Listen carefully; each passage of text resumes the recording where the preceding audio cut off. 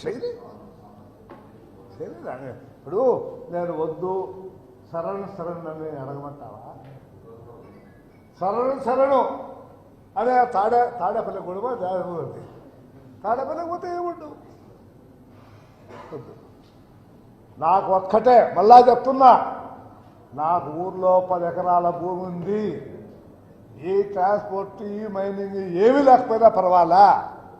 నా కాలం ఒక నులక మంచం, ఇప్పటికి నులక మంచం లేదు, తెప్పిస్తాను నులక మంచం వేసుకొని చెట్టు కింద ఆ పక్కన నా భార్య, ఇక్కడ నేను మధ్యన అన్నం పెట్టుకొని తింటా. నా భార్య రోకెట్లో ఇట్లా అని ఆ పచ్చడి ఏదో నాకు పెరుగు మజ్జిగంటే ఇస్తాం. ఏదన్నా ఊర్లో పంపిస్తే ఎవడోడు మజ్జిగ పెరుగు చేస్తాను. హాయ్ అంతే కదా. అంతకంటే జాస్తి ఏం చేస్తావు? పాను నన్ను లేదు ఒక తప్పుడు కేసు పెట్టి జైలుకు పంపిస్తావు.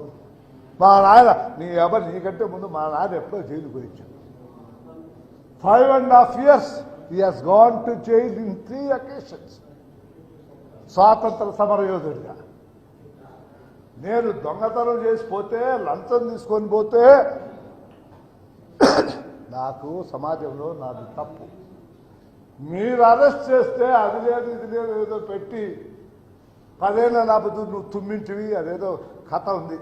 మీ అమ్మ నువ్వు కడుపులో ఉన్నప్పుడు మీ అమ్మ ఏందో అనేందని ఏదో అన్ని ఆ కథ ఏదో నువ్వు మర్చిపోయింది. ఇప్పుడు ఆ కథ అట్లా నువ్వు కేసు పెడితే సంతోషంగా ఉన్నా. I'm ready. భయపడ్ను. ఎవరి శరణ దొరకాల్సిన అవసరం నాకు. న్యాయంగా ధర్మంగా ఉంటాను.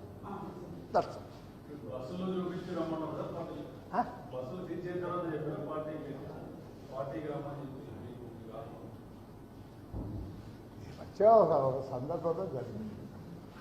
మీరు పేరు ఇది అడితే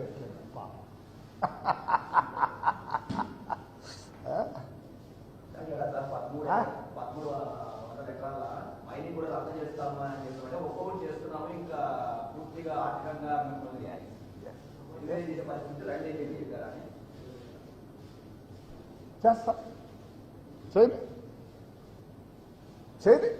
అందుకనే కదా ది లాస్ట్ సిస్టర్ మా ఊరు జూటూరు.